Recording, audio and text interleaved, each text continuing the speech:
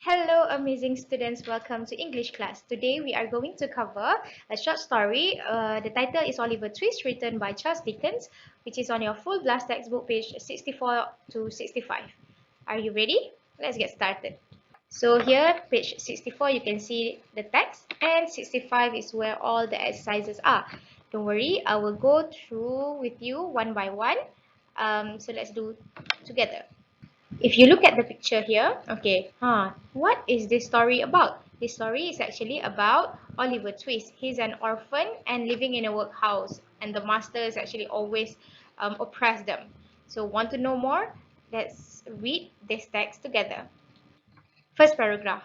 At last, it was evening. The large stone hall of the workhouse filled with hungry, skinny young orphans dressed in filthy rags. Okay, tempat tu penuh dengan skinny young orphans, yang kurus, anak-anak yatim dressed in filthy rags. Maksudnya pakaian diorang dah lusuh, dah kotor. Okay.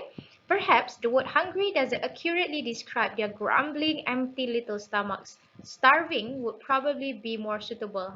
Kalau nak cakap diorang ni hungry, tak sesuai. Sebab bukan je lapar, diorang ni starving. Starving ni like macam kebulu lah. Begitu. Why? Because okay, they had 3 meals a day, which consisted of only one bowl and no more. Of watery, tasteless soup. Apa yang dia makan? Watery, tasteless soup. Soup yang macam berair, tak ada rasa pun. Except on special occasions when they enjoyed a tiny piece of bread too. Kecuali kalau macam ada event ke apa, diorang dapatlah roti tiny, yang small one only. Okay, moments after the food was served, it disappeared. Ada je makanan, terus hilang. Because the boys licked bowls. Diorang jilat semua tu, mangkuk tu, spoons and fingers, and searched busily for a splash that they had not noticed. Because of this, the bowls never needed cleaning. Tak payah cuci pun sebab diorang memang jilat je semua. Okay, then they stared, as they always did, at the huge copper pot that held the soup. It appeared that the evening was no different from any other. It was, though. Before dinner, all the boys had held a meeting and had made a decision. They couldn't suffer any longer. They had to act, and it was Oliver Twist who was chosen to perform the task. So boys tu, orphans tadi, diorang dah plan. Okay, kita buat ni, kita buat ni. So Oliver Twist kena buat benda tu. Apa yang dia nak buat? Okay, first, the boys whispered to each other. Then they winked to Oliver. They winked at Oliver. The boy next to him nudged him and told him to go and ask for more food. Diorang ni macam, kau lah pergi. Go. Pergi minta makanan lebih. Cakap dekat Oliver Twist ni. So it was time. Perhaps it was the hunger or the misery that comes with it that gave him courage, keberanian. Dia sebab dia lapar dah serabut dah. Okay, aku kena berani je. Dia pun dia buat apa? He rose from the table and walked up to the master, bowl and spoon in hand, and said, "Please sir, I want some more." Kesian kan, dia kena minta makanan. The whole room fell silent. The master's face turned white, not believing what he was hearing.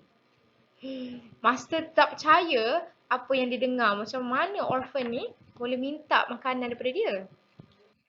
He stared at Oliver for a few long seconds, speechless. Tak boleh cakap sebab dia macam shock. All eyes were on the master, half fear, half hope. Diorang macam rasa takut, fear, but at the same time they're also hoping that the master will give them more food. Okay, the master cakap apa? What? He said angrily.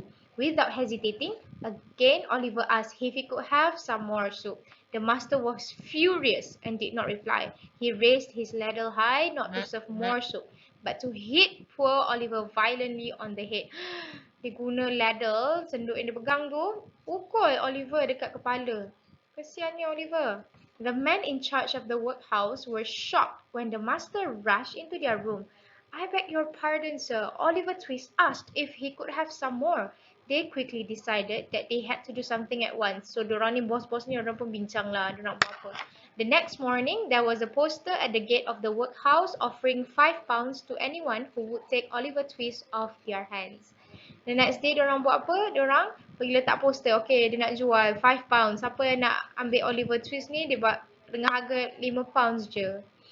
That's the end of the story. Okay, so I guess that you have your own interpretation and pemahaman awak.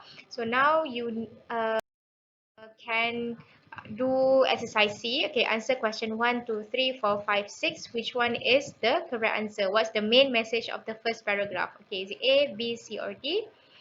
Then you can complete exercise D. Match the highlighted words below from the text with their meanings. Okay, you can check in your dictionary. You can Google it. Okay, orphan. What does it mean by orphan? Is it A, B, C, D, E, F, G, H? Okay. Okay, I'll give lah. The first one, orphan. Orphan, the answer should be F. A child whose parents have died. Okay, diorang anak yatim kan. So awak tulis lah orphan and then just write the meaning. And then for exercise G, read the first paragraph of the text again and find adjectives which mean very thin. Okay, very thin. Mana adjective yang sama maksud dengan very thin? Very thin, kalau tengok dekat first paragraph, sama maksud dengan skinny. Okay, skinny. So jawapan dia skinny. So you just write here. Then very dirty, very hungry, very small. Which one is the correct adjective? You find in the first paragraph, you write here. H. You do all this adjective. Okay, this is strong adjective here, and then you cuba matchkan with the appropriate adverb and also weak adjective here. Okay, so furious. Furious is when you are incredibly angry. So you can just write furious. The proper answer should be, the accurate answer should be incredibly angry. Bila marah sangat, kita boleh, kalau kita nak guna angry, kita boleh guna furious. Okay. So that's it. All the best. You can complete the test now. If you have any questions, you can ask me, yeah?